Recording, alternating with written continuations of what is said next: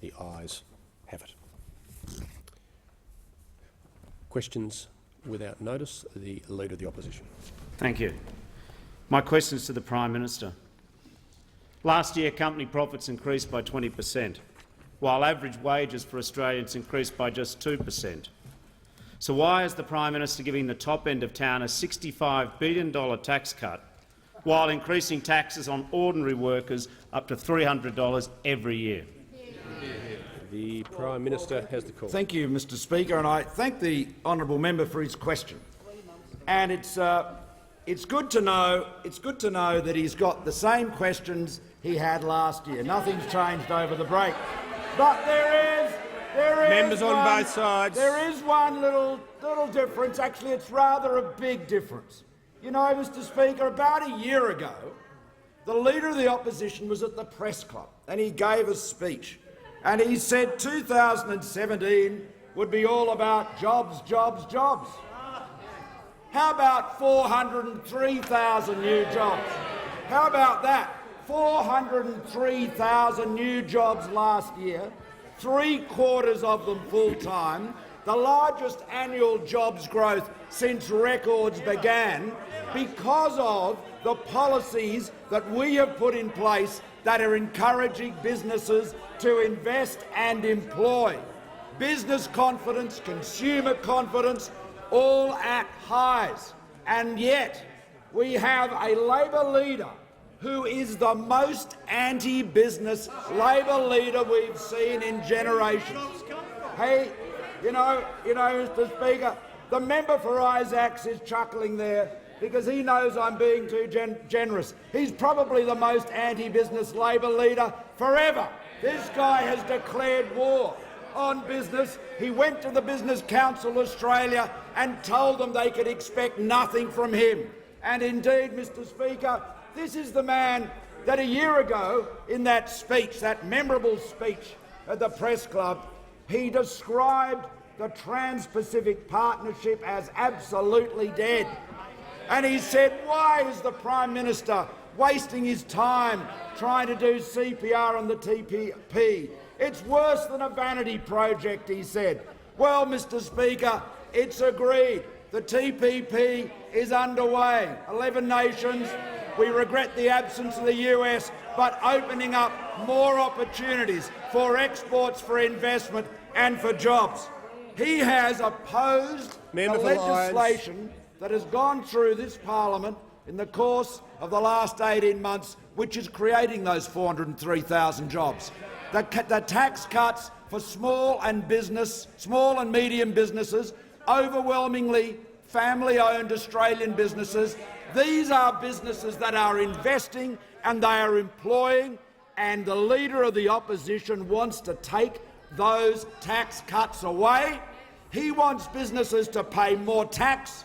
He wants families to pay more tax. He wants more tax on investment and on property. He does not have one policy to encourage one business to invest $1 or hire one employee. Mr Speaker, jobs, jobs, jobs, we deliver them.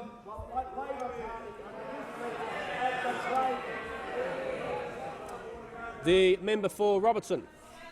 Thank you, Mr Speaker, and my question is to the Prime Minister. Will the Prime Minister update the House on how the government's policies are driving jobs, investment and economic growth, including in my electorate of Robertson? The Prime Minister has the I thank the honourable member for her question. Mr Speaker, around the country, Australians, families, businesses are seeing the benefits of the economic leadership we promised to deliver, and we are delivering. And whether it is in the honourable member's electorate or in the electorates of all honourable members, we are starting to see confidence growing, investment growing, jobs being created. Now, 403,000 jobs were created last year. That is 1,100 jobs more, in fact, every day. That is a level of growth in employment we have never seen before in Australia.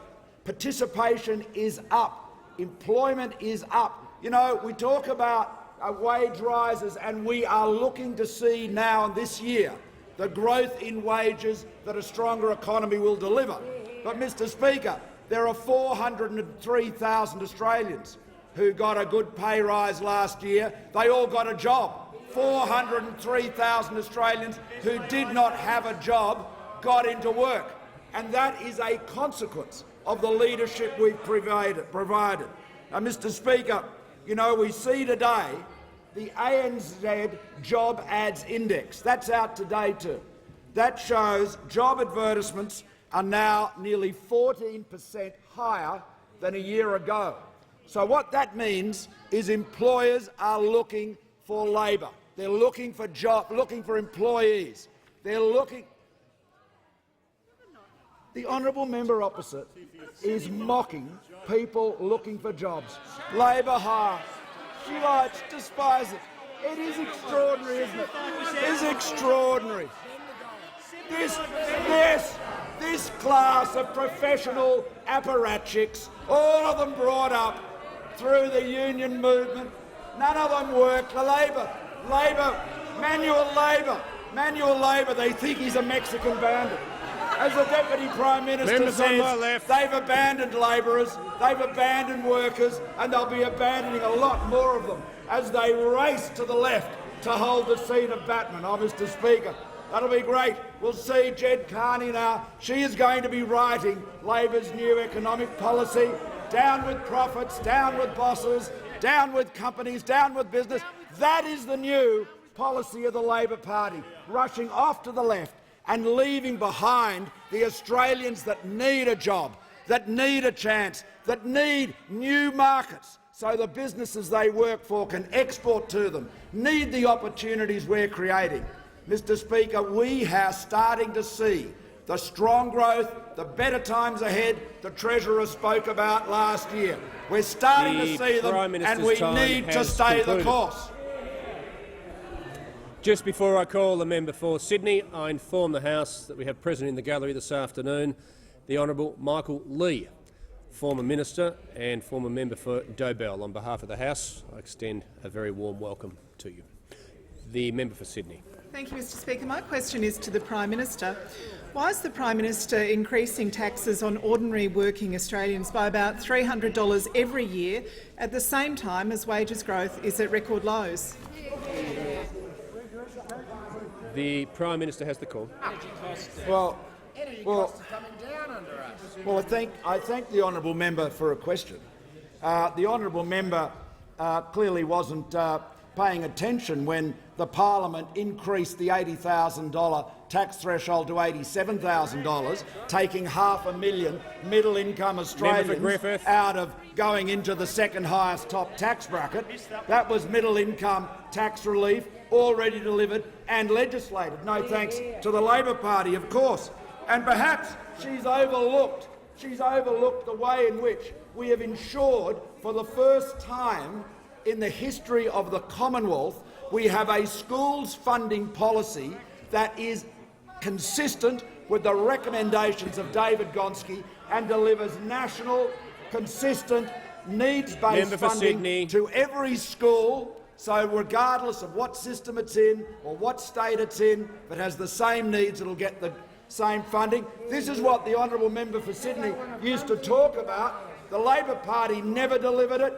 We have delivered it, and delivering billions of dollars of additional funding to schools. And now, of course, in terms of making sure every young Australian has the opportunity to realise their dreams and get ahead according to their lights, what we are doing is ensuring that with the Gonski 2.0, with a second part of that study, that we will get the recommendations to ensure we get the value, the outcomes in terms of better teaching from that massive additional investment. And, Mr Speaker, the honourable member opposite, when she talked about the cost of living, failed to note that Labor has opposed the National Energy Guarantee. They opposed our action on gas. They mocked our action with retailers.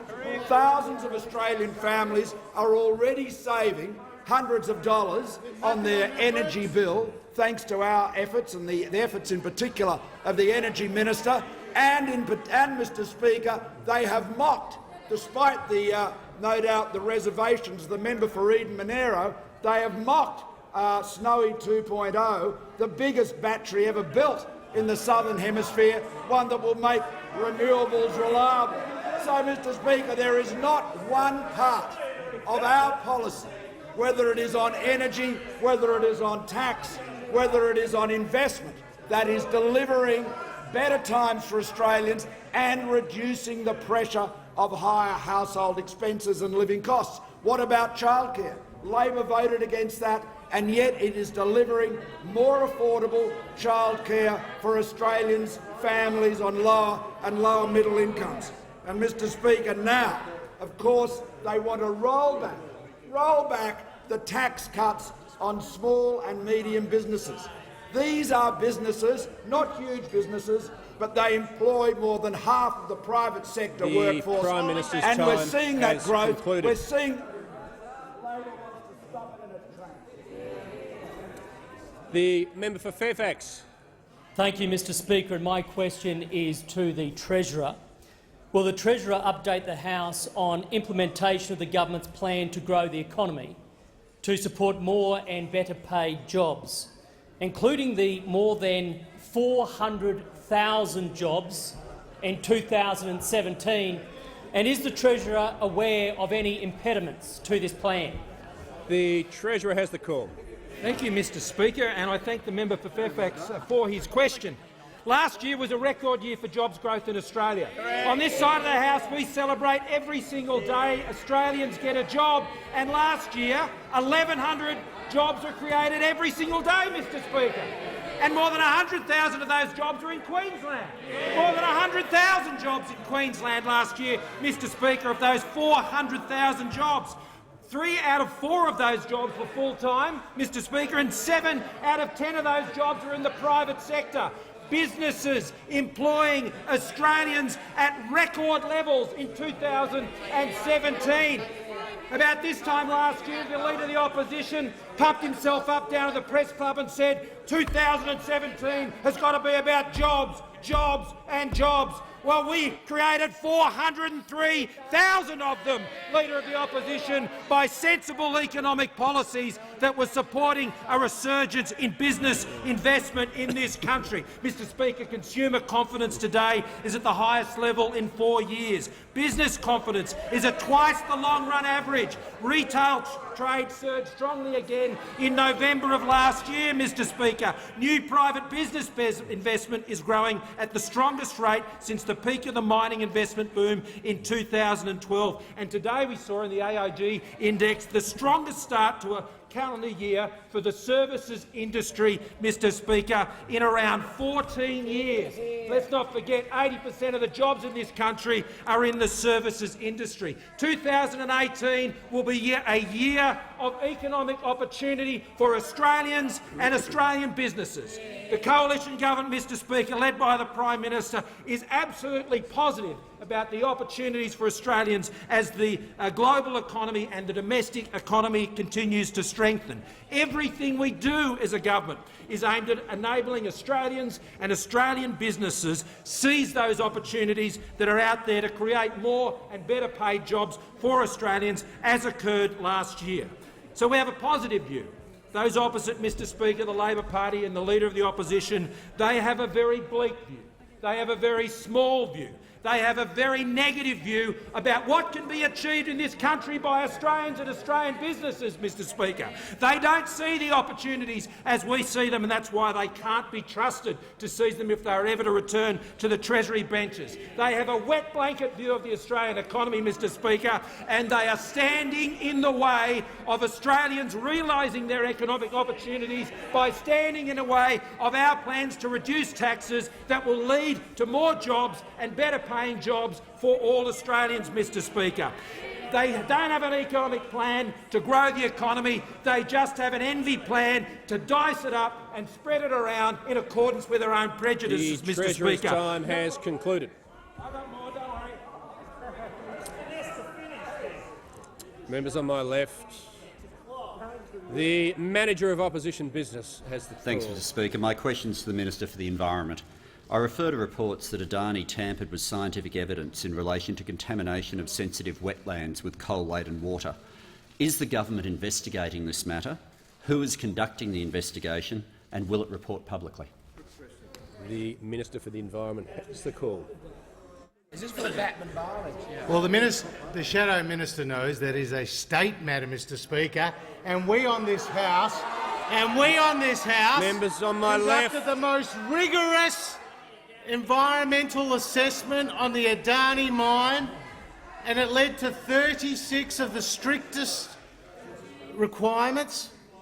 And as a result of the Adani mine going ahead, thousands of people will be employed in regional Queensland, Mr Speaker. Thousands of people, Mr Speaker. In Mackay, Mr Speaker.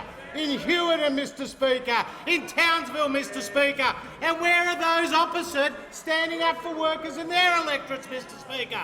And in fact, the Leader of the Opposition, he once said that Adani should go ahead, Mr Speaker. He was in favour of the Adani project. But then when Mr Feeney, the then member for Batman, lost his homework, Mr Speaker, subsequently resigned from his seat, Mr Speaker, and now they're in a battle with the Greens, he's had to move his policies to the left in order to placate the Green left flank of the Labor Party. So, Mr Speaker, it's a state matter. We continue to impose the most rigorous environmental assessments. It's the independence question. The member for Melbourne. Mr Speaker, my question's to the Prime Minister. For 4 decades, the trickle-down troika of Labor, Liberal and big business have sold off public assets with privatisation after privatisation. But with power bills up, people in more debt and jobs less secure, people are certainly feeling something trickling down on them from Member for Melbourne will resume his seat. Member for Melbourne will resume his seat. Members on both sides will cease interjecting. I can't hear the question. The member for Melbourne will begin his question again. The member for Melbourne has the call. For 4 decades, the trickle-down troika of Labor, Liberal and big business have sold off public assets with privatisation after privatisation. But with power bills up, people in more debt and jobs less secure, people are certainly feeling something trickling down on them from above, but it's not wealth. Prime Minister, wasn't Bernie Sanders right when he said that the electricity grid should be in public hands because it's an essential service and shouldn't be run for profit? And isn't it time to stand up for refugees, equality and a safe climate by bringing a bit of Bernie to Batman and electing the Greens' Alex Patel?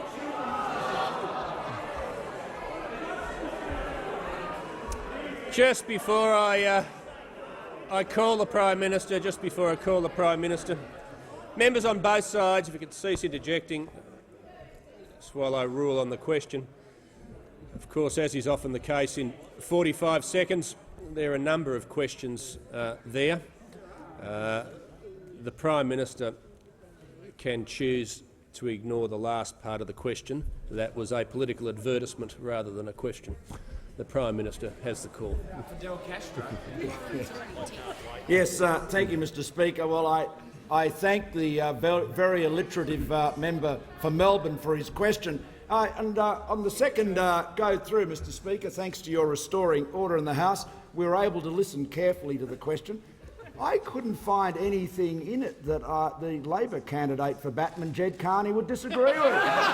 It seemed I was wondering whether the manager of opposition business had dropped some speaking notes from the Labor Batman campaign, nationalising the energy grid.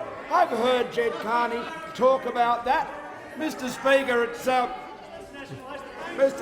it's got a certain retro aspect to it. Mr Speaker, I think we've all learnt that nationalisation and state intervention of that kind has not been successful. I know that in the Greens party they hanker for the good old times. They want to get back to the USSR, but sadly that's all over from their point of view, happily for everybody else. Mr Speaker, the reality is this. We see now from the member for Melbourne the perfect synthesis between the Greens party and the left of the Labor Party.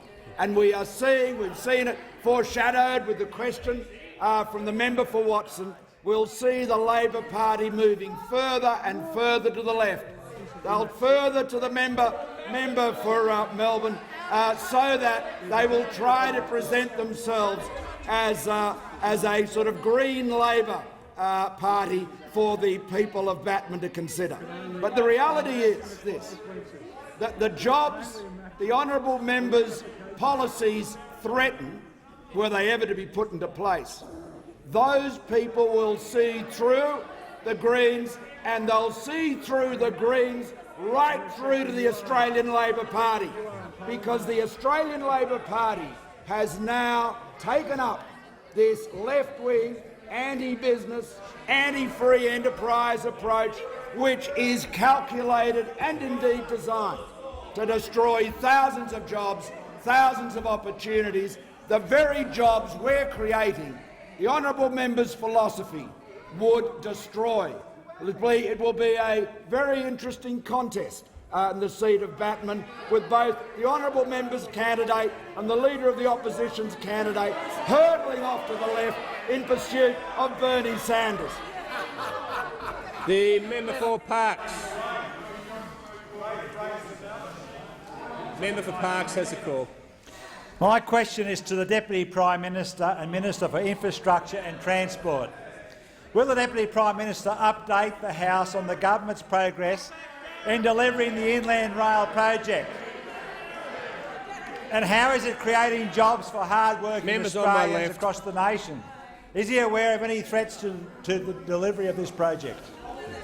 The Deputy Prime Minister has the call. Very much. Well, Mr Speaker, I thank the honourable member for his question, and might I commend the honourable member for Parkes on his continued support for the Inland Rail, going right back to his start in the political fray where he was fighting for the Inland Rail, and now we are great to be part of a government that is actually delivering on the Inland Rail. We're delivering on a reform that is ever present, and you can see that during the break we went out and we were unloading lengths of steel 165 metres long, produced by Whyalla steel workers, making sure we back them in, creating a corridor of commerce from Melbourne up to Brisbane, delivering an economic opportunity never seen before in their time to places such as Parkes, which are currently also attracting in investment by Pacific National, a $35 million facility going in there, for places such as Narrabri, for Toowoomba. It's great to go to Toowoomba the other day and see how enthusiastic they are about connecting Wellcamp up to the Inland Rail to create another centre of commerce to actually underpin the growth in the regional economies there. And we see that it's on this side of the House where the vision resides. It was this side of the House that had the capacity to find the money, to put it on the table, to build the Inland Rail. For the Labor Party, and that's where the threat lies, it is no more than a valuable idea. It's like a Royal Dalton set for the local rugby club, a very valuable idea. But it's never going to happen under the Labor Party, and that's completely present. They don't believe in the workers at Whyalla. They don't believe in someone creating the steel for this Inland Rail. They don't believe in creating new centres of commerce at Parkes or at Wodonga. They don't have a vision for this nation. And so we're happy to be part of a government that has committed in excess of $9 billion to funding this commitment for the Inland Rail. We're happy to be part of a government that is standing behind the 16,000 direct and indirect jobs that will happen during construction. We're happy to be part of a government that stands behind the $16 billion boost to Australia's GDP by reason of this. We're happy to be part of a government that sees, in historic terms, the growth in places such as Fort Worth and Dallas, and what happened with the increase in rail connectivity there, what is currently happening in places such as Korgos on the China-Kazakhstan border. We're happy to have a vision for this nation, because it's so vitally important that if we are to grow this nation, if we are to take the next step, then we have to be a government of vision, and we are doing precisely that. Whether it's Badgerys Creek, whether it's the Inland Rail, whether it's the duplication of the Pacific and Bruce highways, whether it's the investment in the Warrego Highway that we saw the other day, all of this is part of the delivery for a nation that has a great future, but that future resides with a coalition government. And so I say to the member of Parkes that it's been a compliment to work with him, also the member for Riverina, the Deputy Leader of the House, in making sure that we build a stronger nation. The Leader of the Opposition. Thank you. My question is to the Prime Minister. The cost of private health insurance has never been higher. So why won't the Prime Minister support Labor's plan to cap private health insurance increases, which will save Australian families an average of $340? Why won't the Australian Prime Minister use his power to help Australian families instead of protecting big private health insurance companies? The Leader of the House will cease interjecting. The Prime Minister has the call. Well, thank you, Mr. Speaker. The Leader of the Opposition's intentions are perfectly plain, and it was very clear when he spoke at the Press Club last week. When he was asked whether he was going to abolish or restrict further the private health insurance rebate, twice he had the opportunity to say that he was not and that he supported it. He failed to do so. We know what Labor is about. They hate the private health system. They hate private hospitals. They hate patients having choice. They hate people who want to put some money into health insurance to help take care of themselves. They hate that enterprise and that initiative, and they have done everything they can to undermine the private health system. This is another typically cynical move by the Labor Party, all soundbite and no substance. In government, Labor cut $4 billion from the rebate and means-tested it. And now, Mr. Speaker, they want to take an axe to private health insurance with a 16% increase in premiums by abolishing low-cost products and slashing the rebate. That'll put up premiums, push people out of private health and into the public system, and increase waiting lists in a way that will prejudice and disadvantage millions of families. Now, Mr. Speaker, one of the most important things when people buy health insurance is that they know the health insurer can fund their treatment when they call upon them. And that is why APRA, the Prudential Regulatory Authority, supervises private health insurance, the conduct of that sector, as they do the insurance sector generally, and in particular private health insurance. And Mr. Speaker, the private health care industry, their representatives, on the 4th of February, made this point, and it's a very powerful one and worthy of reflection by honourable members opposite, many of whom I imagine have their private health insurance covered by smaller, union-based, employee-based private health insurance schemes. And this is what the industry said. An enforced premium pathway will put at risk a number of small, employee-based and regional mutual health funds who are already close to breaching prudential reserves. Those health funds have been serving their local communities for decades, and this election-focused policy will directly threaten their future and competition in the sector. With this level of interference, bankruptcies will occur, and further, they add, the Leader of the Opposition should explain how Labor intends to override APRA's strict prudential requirements. Mr. Speaker, we've seen an increase in the premiums, the lowest since 2001. Of course, we'd like it to be lower still, but the opposition leader's cynical move will only disadvantage millions of Australian families. Has concluded. The member for Capricornia. Thank you, Mr. Speaker. My question is to the Minister for Trade, Tourism and Investment. Will the minister outline to the House the benefits of the Trans-Pacific Partnership and what this agreement means for Australian jobs and economic growth? Is the minister aware of any risk to these benefits? The Minister for Trade. Thank you very much, Mr. Speaker. I thank the member for Capricornia for a question. The member for Capricornia, like so many on this side of the House, has been absolutely focused on making sure we as a government were able to deliver the TPP-11. And we've done it, Mr. Speaker. This side of the House has delivered, consistent with our track record on trade, another major regional agreement that's going to be excellent for exporters in the member for Capricornia's electorate, along with so many other Australians in regional and rural Australia, as well as those in new modern areas in our cities who are helping to drive exports from this country. And we're doing it through the TPP-11, Mr. Speaker, because this agreement will deliver new access into critical markets for Australia. The 11 countries involved, including Australia, represent more than $13.7 trillion worth of GDP. We'll have new export agreements in place, new FTAs with Canada, with Mexico. We've got new improved market access for our exporters into critical markets like Canada and Mexico, as well as improved access into, for example, Japan for our beef producers and for our wheat growers.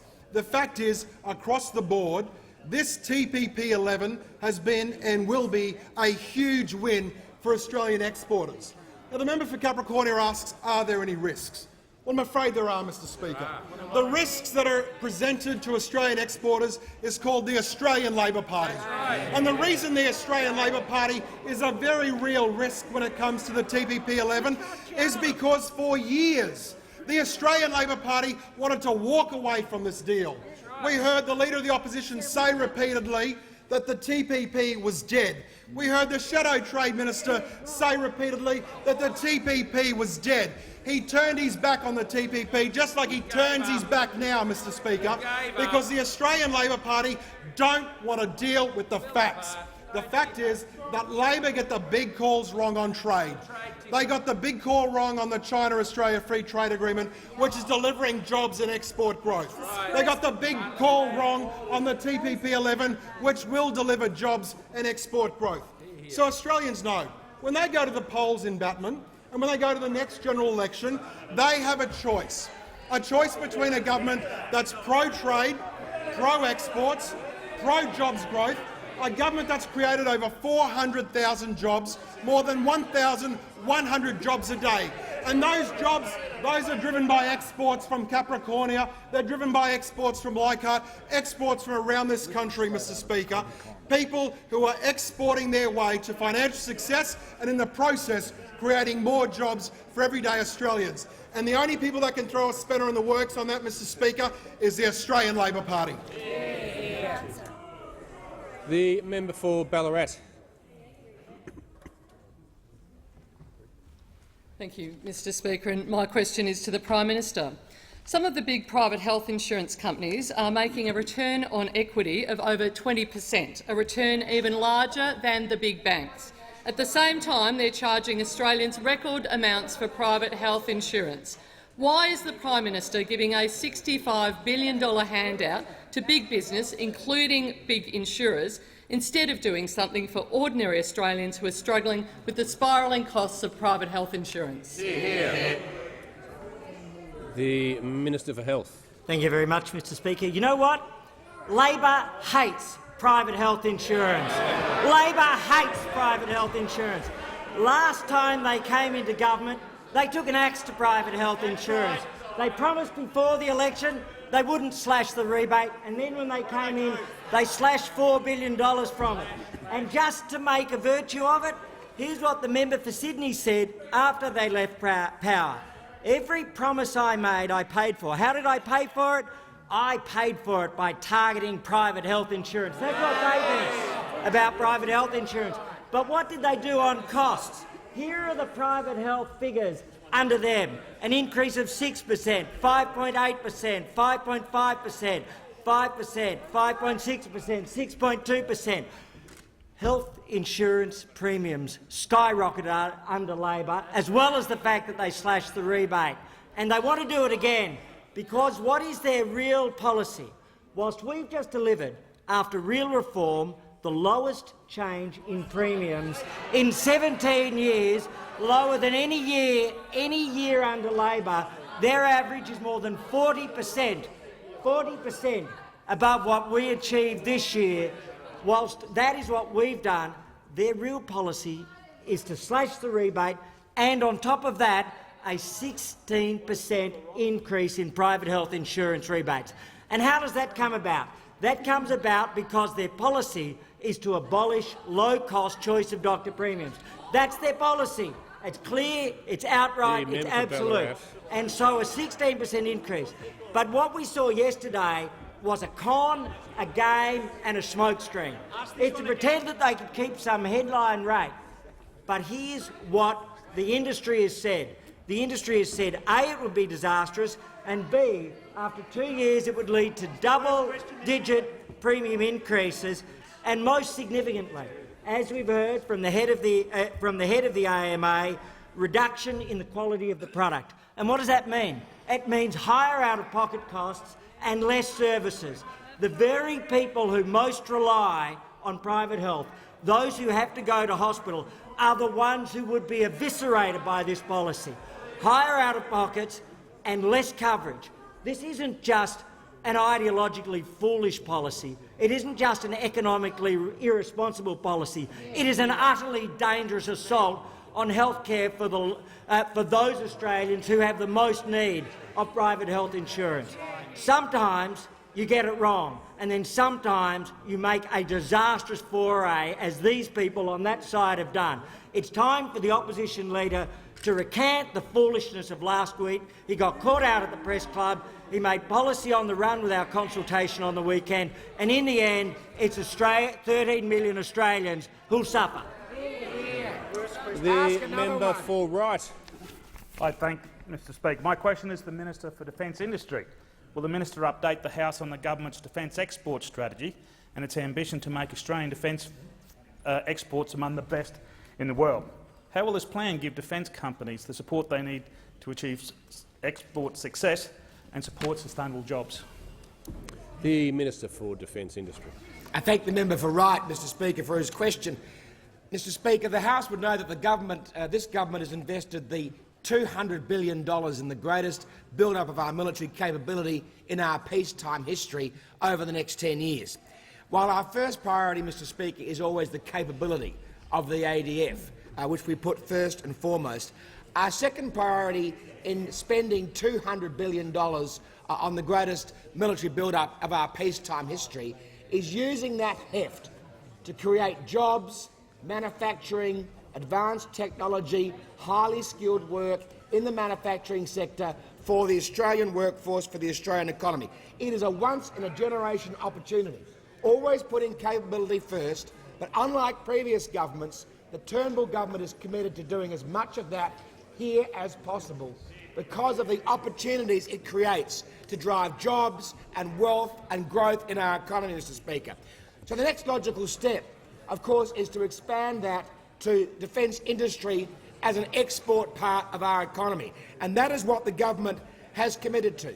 We want to see defence exports as an opportunity to see through the peaks and troughs of domestic demand in our own economy, to ensure that corporations that are investing right now in the equipment, the workforce, the tenders that they want to win can see through the troughs and the peaks of our domestic demand to be a force for manufacturing for decades into the future. So the Turnbull government released over the summer the Defence Export Strategy. It aims to take us from the 20th largest exporter in the world to being in the top 10 defence exporters in the world.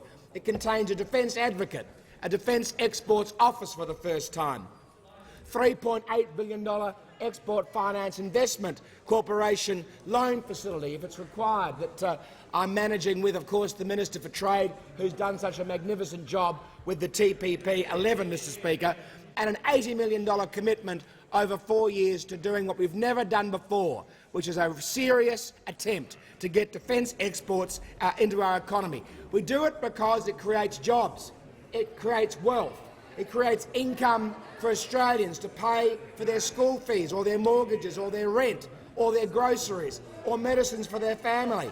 And this stands in stark contrast to Labor, the Rip Van Winkle years of defence, Mr Speaker, the 6 years under the Labor Party where they never made one decision, not one decision, to promote either defence exports, defence industry. Not one ship or submarine, Mr Speaker, was commissioned by the Labor Party in 6 years, in contrast to the 54 on this side of the House, Mr Speaker. Labor doesn't support the TPP. It didn't support China Free Trade Agreement. It doesn't support defence exports. The Minister's time has concluded. The member for McMahon. Thanks very much, Mr Speaker. My question is to the Prime Minister. The Prime Minister and the Treasurer both claimed that Labor's reforms to negative gearing would be like a sledgehammer to property prices.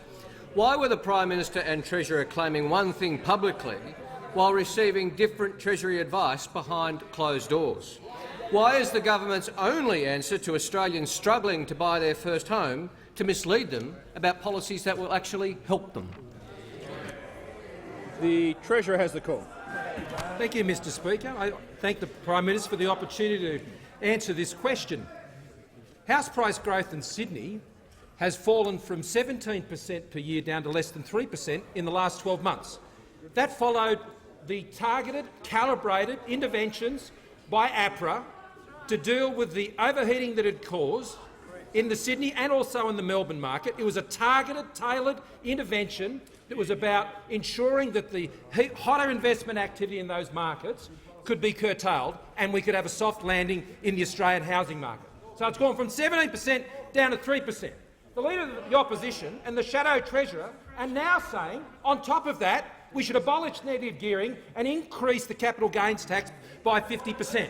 On top of that. So if it's fallen to less than 3%, how far do you want to see property prices fall in this country and undermine the consumer confidence, which is at the highest level in 4 years?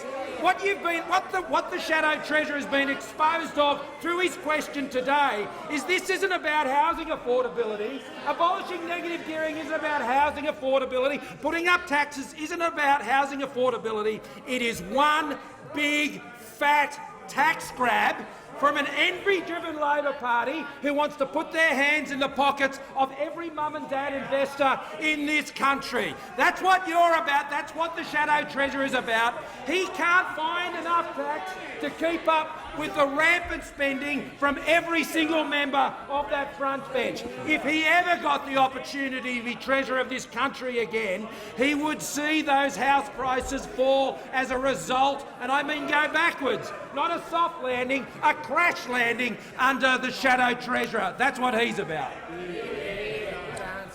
The member for Corangamite. Thank you very much, Mr Speaker. My question is to the Minister for Foreign Affairs.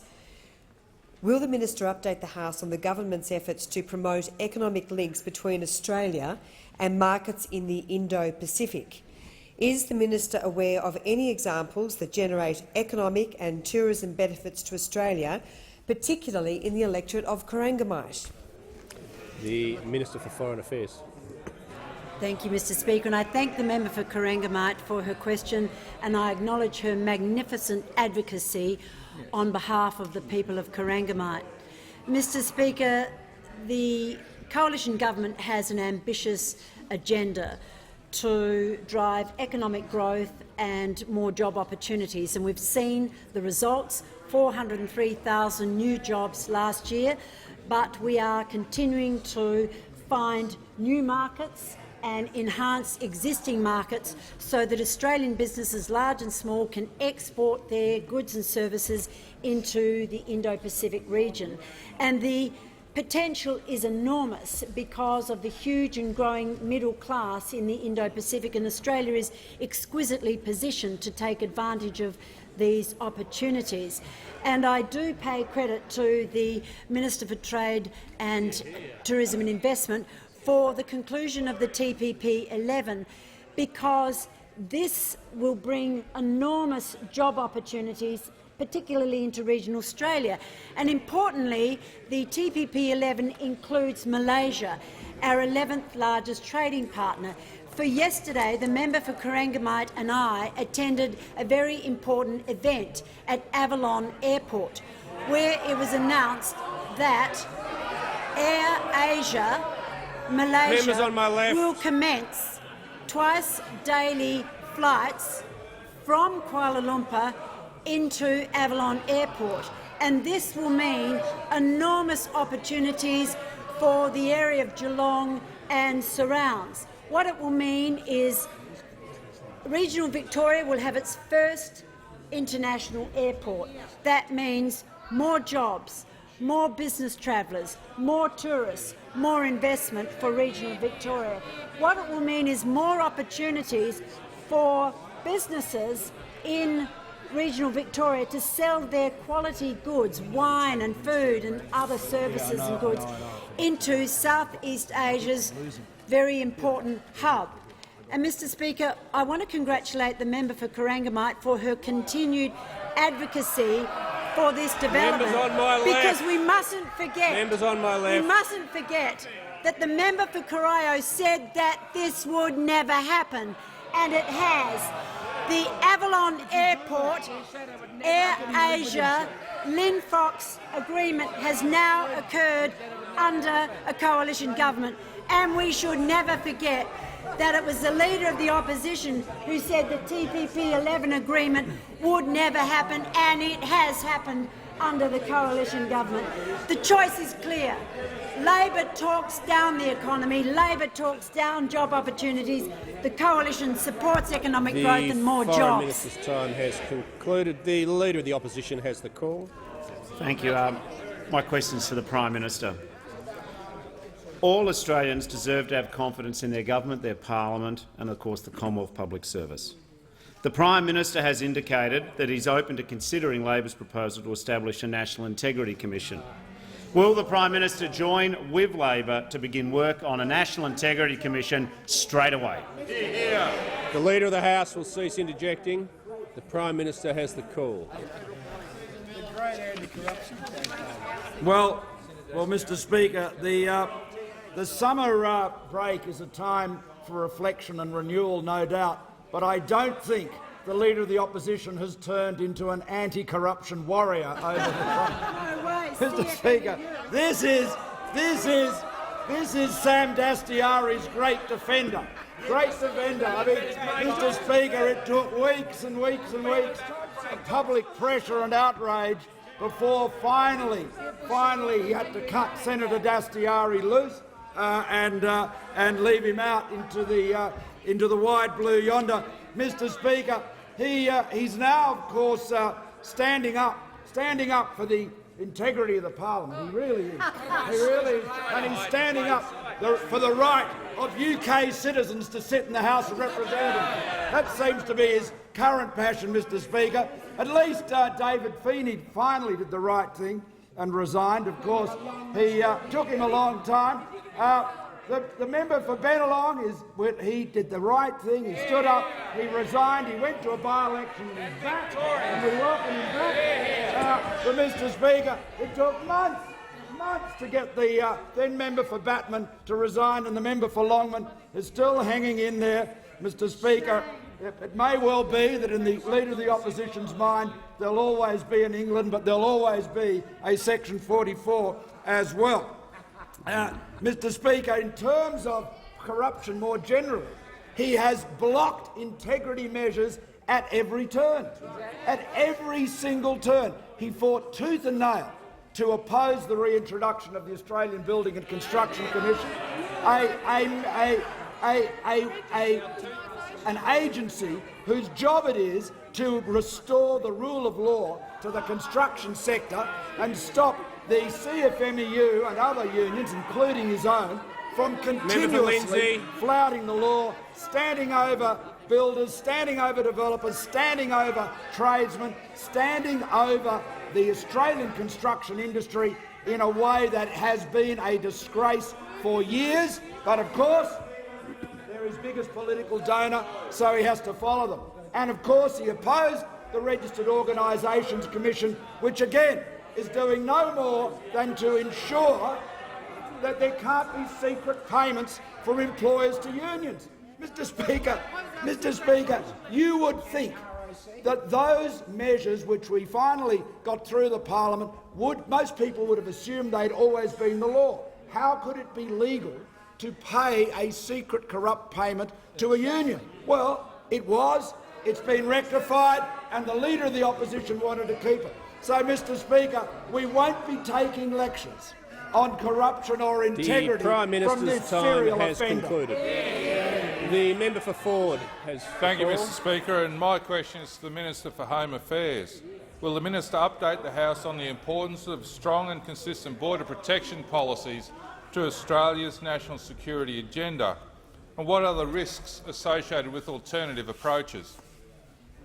The Minister for Home Affairs. Thank you very much, Mr. Speaker. I thank the honourable member for his question and for the great work that he does in his local community to keep his constituents safe. Mr. Speaker, it's been 1,289 days since the last successful boat arrival to Australia, and we are very proud of that Members fact. on my left. Mr. Speaker, the member for Ford is particularly proud of that fact. There is a lot of work that's been done on this side of the parliament over recent years to clean up the mess that Labor left to us when we came into government. And you know, Mr Speaker, at the last election, the Labor Party pretended to the Australian public that they would, if elected, have the same policies as the coalition, that they would turn back boats where it's safe to do so, that they'd have offshore centres, so that they would have the same resolve that this government had to stop the deaths at sea and to get the kids out of detention. But what has happened, Mr Speaker, is since this Leader of the Opposition has been gripped around the neck by the left of his Labor Party, he has walked away from the successful policies that have seen deaths at sea, something in the past, the fact that we've not seen a boat now in 1,289 days. The Labor Party has walked away from Operation Sovereign Borders and the success that we've implemented over the last couple of years, Mr Speaker. So we had hoped that there would be at least one champion on that side of the parliament that would hold up the right of all Australians to see boats stopped and to see the Labor Party implement the policy. The member for Blair here, he sits there like some clown at the circus that you pop ping-pong balls into the mouth. His head goes backwards and forwards each day, sits there aghast trying to keep up to speed but can't. We were hoping that at the recent by-election in Bennelong, Mr Speaker, that Christina Keneally would be the champion, but of course she wants to see an open border policy. We are hoping that Jed Carney in the Batman by-election could be the champion of common sense, but, Mr Speaker, it's not going to happen, because if you have a look at Jed Carney's record, she said to the International Labour Conference in Switzerland, and I quote, "Australian unions explicitly reflect the policy of explicitly reject the policy of offshore processing of asylum seekers that both major parties have implemented." Mr Speaker, she went on to say at Welcome Refugees rally, just think about these three little words: stop the boats. Never before can I think of three small words that have left such a permanent and dreadful scar on our national psyche. Now, Mr Speaker, you know, outside of this parliament, the Labor Party speak the truth. They speak what is in their hearts, and that is that they want to undo the success of Operation Sovereign Borders. There is not a single person on that side of the parliament that in government would have the ability to stare down the people smugglers' scourge. They demonstrated it under the Rudd and Gillard governments, and this Leader of the Opposition is demonstrating every day he is just as weak. The member for Lindsay has the call. My question is to the Prime Minister. The Deputy Prime Minister has told first home buyers in Sydney to move to the country, saying, and I quote, "Houses will always be incredibly expensive if you can see the Opera House or the Harbour Bridge." Is this why you, Prime Minister, won't take up Labor's reforms to negative gearing? Has the Prime Minister told that people in Sydney are not looking for the Prime Minister's harbour views, they just want to be able to afford their first home? The Prime Minister has the call. Well, thank you, Mr Speaker. I distinctly recall the honourable member's colleague, the Shadow Treasurer, saying that Labor's negative gearing policy wouldn't affect housing prices at all. So he was chastising us for saying that it would bring a sledgehammer to the housing market. A view I stand by, Mr Speaker. But so the Labor Party has got to work out whether their ban on negative gearing is designed to raise billions of dollars in tax and prevent hard-working Australian families on wages, on salaries, from investing and getting ahead, or whether they just want to shatter the housing market. The Labor Party's policy on negative gearing is no more than a cash grab. That is its whole motivation. Its impact on the housing market would be damaging in the extreme, and the Treasurer pointed out precisely why. You can imagine what it would do, and its consequence, the honourable member might reflect on this, its consequence for the rental market would be to put significant upward pressure on rents, making it much harder for Australians to make ends meet when they are renting properties, as indeed more than a third of Australians are, well over a third of Australians are. It's an ill-considered, unmodelled policy designed to raise billions and deprive thousands of Australian families from investing and getting ahead. As usual, an attack on investment, an attack on aspiration, an attack on Australians being able to realise their dreams. The member for Brisbane. Thank you, Mr Speaker. My question is to the Minister for Small Business, Workplace and Deregulation. Will the minister update the House on actions the government is taking to make it easier for small and family businesses so that they have the confidence to grow and to employ more hard-working Australians? And is the minister aware of any alternative approaches? The Minister for Small Business.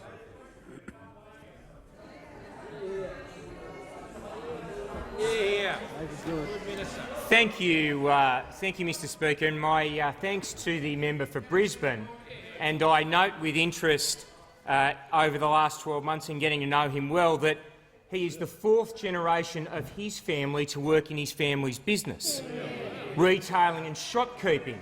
And at the risk of being indulgent, I'm extremely proud that last year my 18-year-old son Charlie became the 4th generation of my family to work in my family business. Of course, those opposite have a very different understanding of family business. It's whether or not your brother or sister are in the union with you. And I'm asked, what are we doing for small and family businesses? And at the risk of being very repetitive, following back the Treasurer and the Prime Minister, earlier last year, the Leader of the Opposition at his press club speech spoke about the year of ideas and the year of jobs. It would be about jobs, jobs and jobs. How did he go in that contest? He didn't quite go as well as Bernard Tomic in I'm a Celebrity, Get Me the Hell Out of Here. The verdict is in. 403,000 full-time jobs, 75% of those being full-time. Company tax rates being decreased down to 27.5% on their way to 25%. The Economist, and why is this important? Why is it important to look after small and family businesses? The Chief Economist for the Department of Industry, Innovation and Science, just pre-Christmas, released a different study of inquiries into where employment comes from. 80% of the last jobs created in the 10 years, 2 million of 2.5 million, came from small young firms. What is the alternative? The alternative is a place where modern economics does not exist. I like to call it McManustan. It's where Sally McManus comes up with Labor Party policy. It's where the Leader of the Opposition, sometime after that, finds his way to it, but not before the member of O'Connor beats him there every time. The risk to small and family businesses in this country is plain and simple. It sits on the opposition benches. There is a clear choice in terms of what businesses are doing. They are investing, as the Treasurer and the Prime Minister have said they will do, back in their businesses. Why? Because that's how they grow, and what happens when they grow, they employ more people. The choice for small and family businesses, not just in Brisbane but Australia-wide, has never been clearer, and I welcome the opportunity and thank the Prime Minister for being given the opportunity to prosecute the case on their behalf. The Prime Minister has the call. Well, thank you, Mr Speaker. Members on both sides. Mr Speaker, I ask that further questions be placed on the notice paper, and I table for the information of the House a revised ministry list reflecting changes made on the 20th of December 2007.